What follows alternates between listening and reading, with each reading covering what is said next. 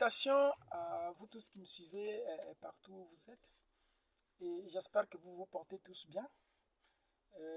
Je suis votre ami Brogui. Ça fait un moment que je ne suis pas passé devant cette petite caméra où nous venons échanger au sujet des mystères. Comme vous le savez, nous faisons l'apologie de la révélation des sceaux. Et nous venons ici pour expliquer les mystères et pour les rendre faciles pour tous. Alors, nous étions en train d'aborder un petit sujet depuis un moment que nous avons titré l'identité des peuples de Midi. C'est là pour faire suite à cette grande étude que nous avons menée sur le mystère du Congo et qui nous a permis d'identifier les peuples qui habitent les contrées du Midi. Nous avons identifié ce peuple comme étant un peuple différent des autres peuples qu'on appelait les païens, qu'on appelait les anglo-saxons, qu'on appelait les blancs ou, si vous voulez, les édomites. Voyez, avant l'ouverture des mystères, nous étions tous dans la confusion et on se mettait tous dans le même lot des peuples qu'on appelait les païens. Cette étude sur le Congo nous a permis de remonter l'histoire et de comprendre comment les peuples de Midi partaient de Canaan, où ils étaient localisés pour se relocaliser dans la forêt profonde du Congo. Nous avons aussi compris, nous avons repris les paroles du prophète Branham. Lorsqu'il parle des nations, il parle des païens. Il dit que nous, les païens, nous les blancs, nous étions des païens, nous adorions les idoles, nous avons un morceau de bois attaché au dos, nous adorions les idoles, nous ne connaissions pas le Messie et nous n'attendions même pas le Messie. Voyez? Parce que le Messie, lorsqu'il est venu, il partait pour les Juifs et pour les Samaritains. Et beaucoup des Africains, lorsqu'ils reprenaient cette citation, ils se mettaient eux-mêmes aussi dans le même lot de ces gens-là dont Branham parle. Sachant bien sûr que nous, les Africains, nous ne sommes pas des Blancs, nous ne sommes pas les Anglo-Saxons, et par conséquent, nous ne faisons pas partie de ce lot-là, des gens qu'on appelle des nations et des païens. Branham parle des Anglo-Saxons, nous ne sommes pas des Anglo-Saxons. C'est pourquoi nous ne faisons pas partie de cette catégorie. Et aussi, nous avons montré que nous, les peuples de Midi, nous sommes rattachés directement à Abraham et nous sommes rattachés à Abraham à travers, voyez-vous, les pratiques que nous respectons ou que nous observons dans nos pays. Nous sommes sujets à ce qu'on appelle la polygamie. Nous pratiquons la circoncision et beaucoup d'autres choses qui sont les caractéristiques des peuples de la Bible. Ce sujet nous a permis vraiment d'approfondir cette étude et aussi d'aborder l'aspect des 144 000 à qui le témoin devrait être remis au temps de la fin. Nous avons dit qu'une fois que les portes des nations devraient être fermées, les oracles devraient partir des gens des nations pour Israël de nouveau. Et Branham se proposait comme celui qui devrait faire cette transition, qui devrait porter les oracles vers les Israélites au temps de la fin. Parce que nous savons que le peuple d'Israël avait été endurci. Paul dit qu'une partie de ce peuple est tombée dans l'endurcissement du cœur. C'était pour permettre à ce que la totalité des nations parviennent au salut. Et lorsque les portes de la grâce se ferment pour les gens des nations, c'est en ce moment-là que nous voyons que les oracles, moment-là que nous voyons que les oracles repartent vers Israël. Alors nous n'allons pas repartir dans les détails parce que nous l'avions déjà fait. Et nous voulons simplement ici reprendre notre sujet sur l'identité des peuples de Midi. Et nous avons montré l'importance de nous identifier, parce que si nous ne connaissons pas qui nous sommes, nous ne pouvons pas être en position de vivre les privilèges qui nous ont été attribués par rapport aux prophéties de la Bible.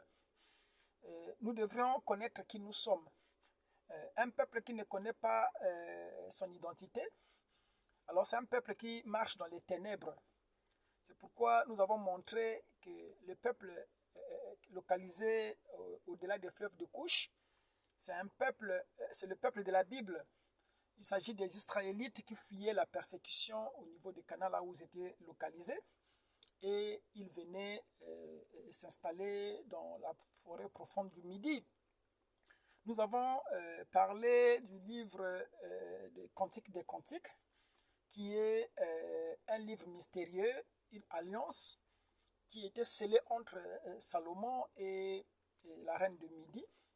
Lorsqu'elle a fait le périple pour aller rencontrer Salomon, voyons que Salomon avait réuni les chefs militaires.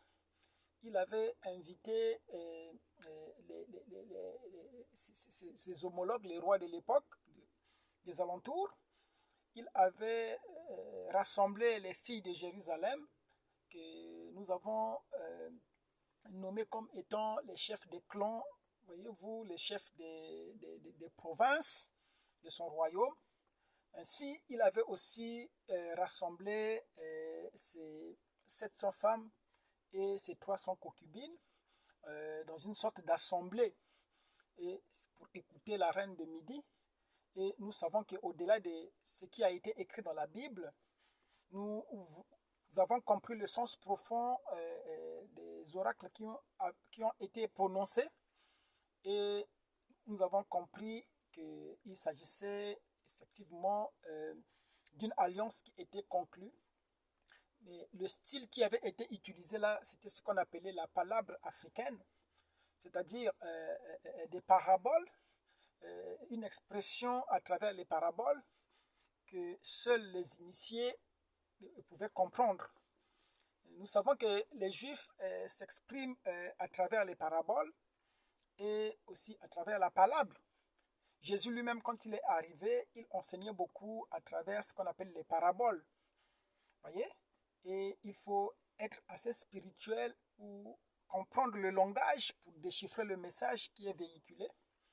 Et nous avons compris que de cette alliance, voyez-vous, l'Éthiopie, qui était le bassin du Congo, était devenu un territoire qui était associé à celui d'Israël. Et nous savons, lorsque nous remontons l'histoire, nous voyons que Salomon lui-même aussi a tiré sa fortune de ces contrées à travers ce qu'on appelait les mines de la chaîne qui venaient de la chaîne de Viranga. Voyez-vous, les mines de Salomon. Hein? Cette région qu'on appelle, cette chaîne de montagnes qu'on appelle le Viranga, qui constitue comme étant la colonne vertébrale de l'Afrique, qui passe par l'Ouganda, le Rwanda, la RDC. Cette zone où il y a beaucoup de minéraux qui sont concentrés, et d'où le roi Salomon a tiré effectivement sa richesse. Alors, ceci est une introduction, je vais dire, pour nous remettre dans le corps du sujet. Nous sommes toujours en train de parler de l'identité des peuples de Midi. Et cet après-midi, je vais lire une petite portion de l'Écriture. Nous allons parler de la vallée de Josaphat. Nous prendrons Joël 3, le verset 2. Nous lirons, je prends la version de Martin Bible. Il dit: je rassemblerai toutes les nations et les ferai descendre en la vallée de Josaphat.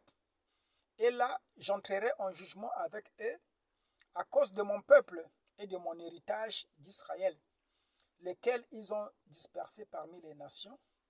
et parce qu'ils ont partagé entre eux mon pays. Voyez-vous, ici, c'est Joël qui parle. Il dit que Dieu dit que je rassemblerai les nations et je les entraînerai dans la vallée de Josaphat. Et là, je les traînerai en jugement. Donc, le jugement qui était réservé aux nations devrait se passer dans la vallée de Josaphat.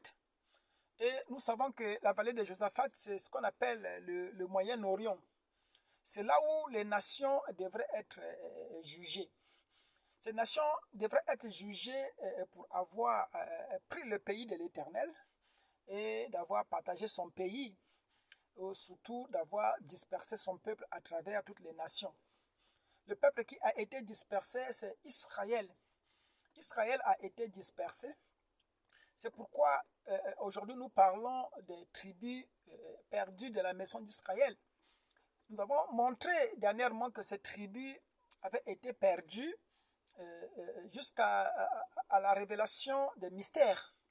Parce qu'à travers l'ouverture des sceaux, nous comprenons que les tribus qui étaient considérées comme étant perdues n'étaient pas vraiment perdues comme telles, mais que ces tribus étaient mélangées et ces tribus étaient éparpillées dans la forêt profonde du Midi. C'est ce qu'on appelle le peuple de l'Éternel. Ce peuple qui attendait que le temps des nations arrive à la fin pour que ce peuple puisse réapparaître. Parce que ce peuple avait un grand rendez-vous en attente où Joseph qui devrait se révéler à eux, à ses frères. Joseph, c'est le type de la nuée de Apocalypse 19. Christ qui descend dans la nuée et qui se dirige directement vers les Juifs. Donc, la seconde venue de Jésus pour les Juifs, c'est Christ qui va pour rencontrer ses frères. Christ qui va pour se révéler aux Juifs. Vous voyez, et lorsque Christ va se révéler à ces Juifs, nous voyons selon la prophétie que c'est là qu'il leur montre les marques de clous dans ses mains. Et ces choses, nous avons interprété selon la parole pour montrer que c'est de cette façon que les Juifs vont le reconnaître. D'après Zacharie, on lui posera la question, mais d'où te viennent toutes ces marques dans tes mains? Il dira que c'est dans la maison de mes frères. C'est pourquoi le Christ qui va là-bas, c'est le Christ qui a été crucifié pour la seconde fois. C'était pour accomplir, voyez-vous, le symbole que Moïse avait, le péché de Moïse. Lorsque Dieu lui a dit de frapper le rocher, Moïse a frappé le rocher 2 fois. Et nous savons que le rocher qui suivait Israël dans le désert, c'était Christ. Et pour avoir frappé le rocher 2 fois, alors Christ devrait être crucifié 2 fois. C'est pourquoi Frère Branham a prêché, j'accuse cette génération d'avoir crucifié Christ pour la seconde fois. Et c'est ce Christ qui a été crucifié pour la seconde fois qui va montrer les marques de clous à Israël. Et nous comprenons que ces marques de clous, ce sont les dogmes et les credos. Voyez-vous, ils lui demanderont, mais où est-ce que tu as eu ces choses? Il dira que c'est dans la maison de mes amis. Voyez, ça c'est la grande promesse du temps de la fin. Alors, en lisant cette écriture, nous sommes en train de parler de l'actualité. Parce que nous pensons que nous sommes au temps de la fin où les nations avaient été invitées. Lorsque le témoin est donné à Israël, les nations sont invitées à se rassembler dans la vallée de Josaphat. Et c'est là où ils sont menés en jugement.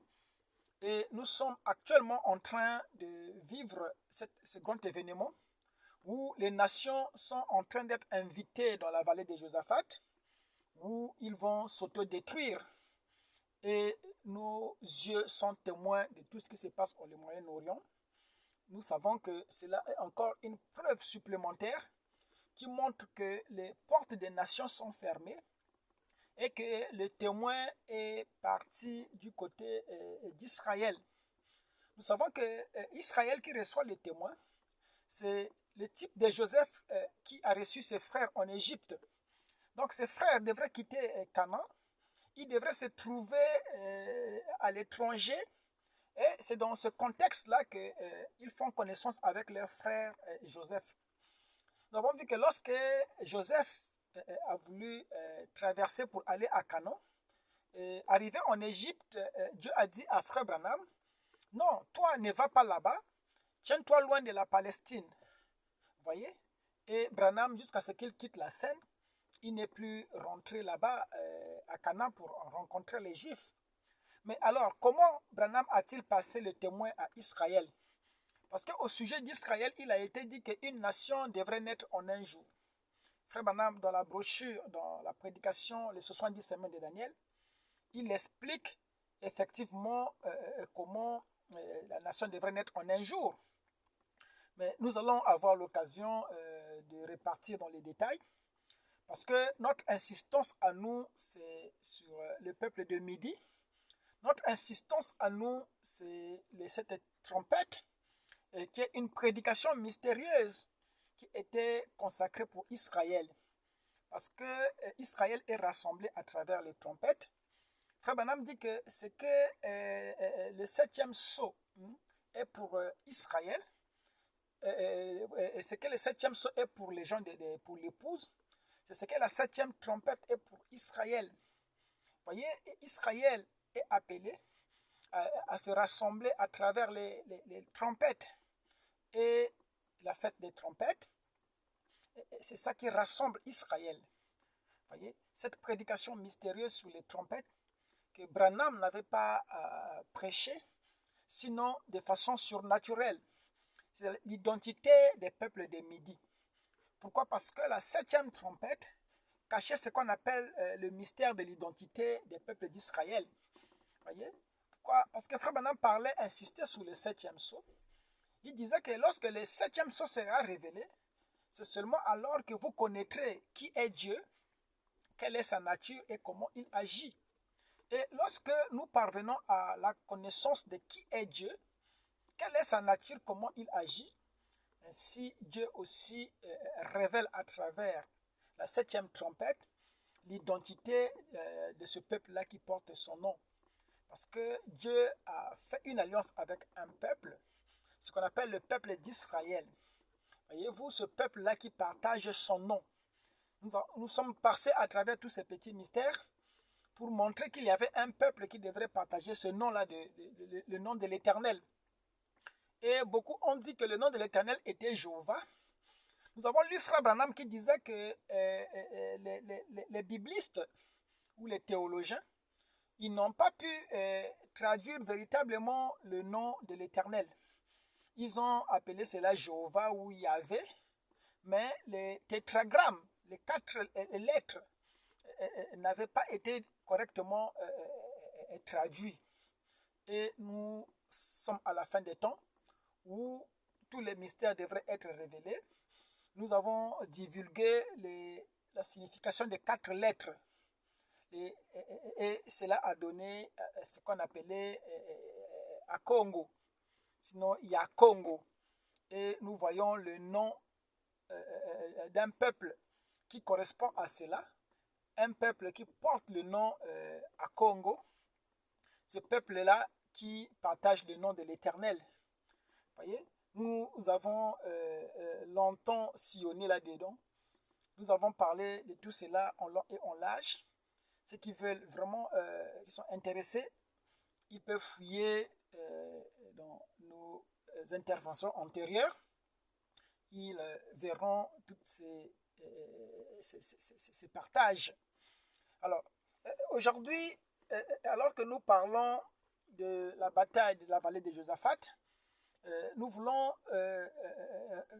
prendre les questions qui nous parviennent, adresser cela pour ne pas les accumuler. La dernière fois, nous avons répondu à une question qui constituait une préoccupation de la part d'un bien-aimé et qui m'a adressé une question en disant que j'avais déclaré que Jésus était mort que pour William Marion Branham. Voyez-vous, ce sont des choses profondes que nous jetons comme ça parce que nous sommes au temps de la moisson. L'onction au temps de la moisson, c'est le mystère. C'est pourquoi nous ne disons que ce qui correspond à à l'onction du jour. Aujourd'hui, nous sommes au temps de la moisson. Le temps de la moisson, ce n'est pas le temps de l'ensemencement. Dans l'exposé, Frère Branham dit que le temps de semer, d'arroser et de croître est terminé. Aujourd'hui, c'est le temps de la moisson. C'est pourquoi nous parlons des mystères. Et nous croyons que, malgré qu'il s'agit des choses très difficiles, des choses fortes que nous déclarons, ceux qui sont identifiés à ces choses, ils viendront. Voyez? Les frères voulaient comprendre pourquoi j'avais déclaré cela. Et j'avais pris le temps d'expliquer à travers ce que Dieu avait donné à Moïse comme gage, comme antitype. Lorsqu'il fallait faire l'expiation, il fallait prendre 2 boucs. Il y avait un bouc qui devrait être sacrifié et le sang de ce bouc devrait aller sur un autre bouc. Lui-là ne devait pas mourir. Il devrait seulement porter le sang du bouc sacrifié au loin. C'est ainsi que devrait se faire l'expiation. Nous avons montré que dans l'économie de Dieu, il y avait 2 agneaux, il y avait, si vous voulez, 2 boucs. Il y avait Jésus de Nazareth et il y avait Branham de Kentucky. L'un devrait mourir par un tirage au sort pour permettre à ce que son sang soit recueilli sur l'autre. Et c'est l'autre qui devrait transporter son sang au loin pour faire l'expiation. C'est pourquoi d'ailleurs nous disons que j'avais déclaré que Jésus est mort pour William Marion Branham.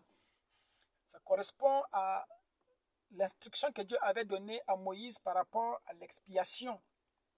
Un bouc devrait mourir pour donner le sang à l'autre bouc. Ainsi, les 2 devraient participer dans ce qu'on appelait la rédemption. Donc Jésus et Branham, ce sont les 2 acteurs qui participent dans l'œuvre de ce qu'on appelle la rédemption. Voyez-vous, l'œuvre de la croix est très importante pour nous. Sans l'œuvre de la croix, nous ne parlerons pas de la rédemption. Parce que Jésus est venu, lui, payer le prix, parce qu'il était l'agneau immolé. Mais il y avait un autre agneau, lui qui devrait venir pour faire la réclamation. Il ne venait pas pour être le prix, mais lui venait pour accomplir la rédemption dans sa seconde phase qui est la réclamation. Et c'est lui le 2e bouc. C'est pourquoi dans l'Apocalypse, tout le monde a dit gloire à l'agneau, voyez, qui était comme immolé. Et cet agneau, nous avons dit que ce n'était pas Jésus de Nazareth. C'est celui qui a pris le livre de Sceaux et qui a brisé les mystères, ainsi qui a réjoui le cœur de Jean, parce que Jean était dans l'angoisse terrible de voir toute l'humanité répartir dans les atomes et dans les molécules. S'il n'y avait pas eu cet agneau-là qui devrait porter le sang au loin, celui qui devrait prendre le livre et briser les mystères. Donc, cela était effectivement la façon de répondre à la question du frère. Aujourd'hui, une autre question était parvenue qui parlait du baptême du Saint-Esprit. C'était un débat entre le baptême du Saint-Esprit et le Saint-Esprit. Et le frère voulait savoir si aujourd'hui nous devrions toujours revendiquer le Saint-Esprit. Alors, je comprends que le frère est encore dans les âges de l'Église, parce que nous qui sommes au-delà de la rédemption, nous sommes de l'autre côté, je vais dire, de la rédemption. Nous avons changé de langage, parce qu'à Jean, il lui a été dit de manger le petit livre et il devrait prophétiser de nouveau. Sinon, il devrait prophétiser du nouveau. C'est pourquoi la prophétie que nous donnons après avoir mangé le livre, elle est différente de ce que vous avez écouté avant. Les choses que nous déclarons aujourd'hui ne correspondent pas avec le message des âges. Voyez, aujourd'hui, nous ne revendiquons pas le Saint-Esprit, parce que le Saint-Esprit était un gage. Or, un gage, c'est ce qu'on appelait les arts. c'est quelque chose, un substitut, voyez-vous, qui vous permet de tenir jusqu'à ce que vous ayez, jusqu'à ce que le véritable arrive.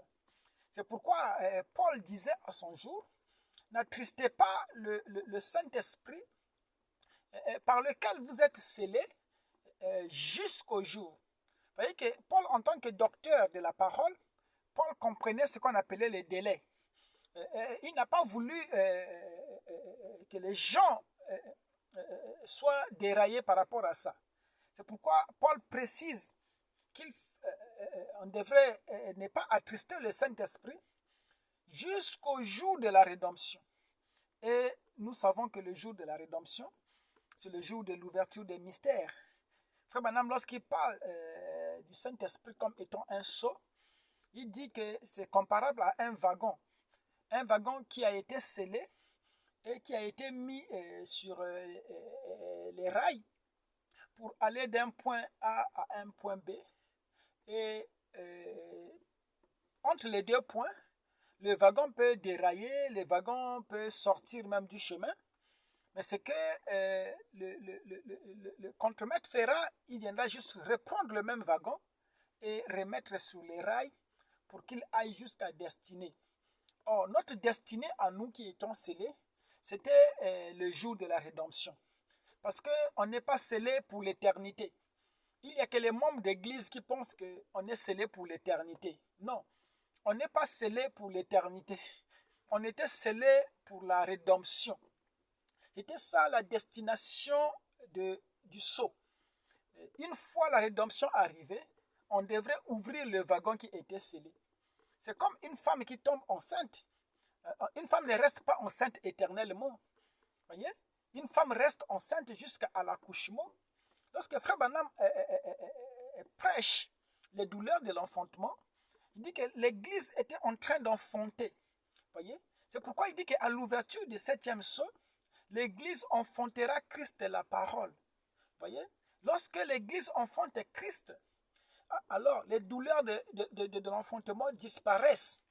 Ainsi, à la naissance, voyez-vous, le temps des pleurs, des gémissements, des douleurs termine et nous rentrons dans la joie du nouveau-né. C'est ainsi que le monde aussi languissait. Pourquoi? Parce qu'il y avait un nouveau monde qui pointait vers l'horizon, qui faisait des choses, qui faisait de sorte que l'ancien monde puisse passer dans les douleurs qu'on appelait les pararécomias. Voyez-vous, le 6e sceau. Oui, lorsqu'on ouvrit le 6e sceau, n'est-ce pas qu'on a vu la terre aller en fracas. Voyez-vous, la terre qui titubait comme un homme qui était ivre. Voyez, il est passé par les douleurs de l'enfantement. Pourquoi? Parce qu'elle était en train d'enfanter de nouveaux cieux et la nouvelle terre. Nous sommes dans ce contexte-là. Donc, pour revenir au sujet, je dirais que le baptême du Saint-Esprit était un gage. C'est-à-dire que c'était un sceau, quelque chose qui vous a préservé jusqu'au jour de la rédemption. Le jour de la rédemption, c'est le jour où on brise les sceaux. Autrement dit, c'est le jour où on partage l'héritage, on partage les terres. Voyez? C'est le jour où on partage les terres. Si déjà Paul, en son temps, il pouvait poser la question, avez-vous reçu le Saint-Esprit depuis que vous avez cru? Voyez-vous? Aujourd'hui, avec la venue des nuées, nous posons la même question aux membres d'église. Avez-vous reçu la nouvelle terre depuis que la nuée est arrivée? Voyez-vous? Et nous voyons les membres d'église nous répondre. Mais de quelle nouvelle terre parlez-vous? Et nous leur demandons de quel baptême avez-vous reçu? Ils disent qu'ils ont reçu le baptême de Jean. Voyez-vous? Aujourd'hui, les gens n'ont pas reçu le vrai baptême. Nous avons parlé sur la doctrine des baptêmes. Frère Branham dit que cette doctrine des baptêmes, qui était entremêlée à travers les âges, c'était l'ouverture des sceaux qui devrait nous donner le vrai sens des baptêmes. Et nous savons que le baptême, c'était quelque chose qui allait avec les dispensations. Ceux de Moïse, voyez-vous, ils étaient baptisés. frère, la Bible dit que Israël était était baptisé en Moïse à travers la mer Rouge. Le fait de traverser la mer Rouge, Israël recevait son baptême. Vous voyez? C'était ça la dispensation de Moïse. Au temps de Jésus, il fallait entrer dans les eaux pour montrer la mort et la résurrection de Christ. C'était ça le baptême qui marchait avec le deuxième exode. Or, dans le troisième exode, nous avons aussi un baptême qui correspond au troisième exode. C'est le baptême des immortels. C'est ce que nous disons, quel baptême avez-vous reçu? Avez-vous reçu votre nouvelle terre depuis que les nuées sont arrivées? Les gens n'ont pas reçu la nouvelle terre parce qu'ils n'ont pas été baptisés. Or, le baptême d'aujourd'hui, c'est quoi? C'est le baptême des immortels. C'est pourquoi les immortels avaient dit à Frère Branham que repars sous la terre. Lorsque la nuée viendra, lorsque Christ viendra, il viendra premièrement à toi et nous serons sur la terre. Merci, et c'est là notre baptême éternel. Merci beaucoup, c'était Bogi.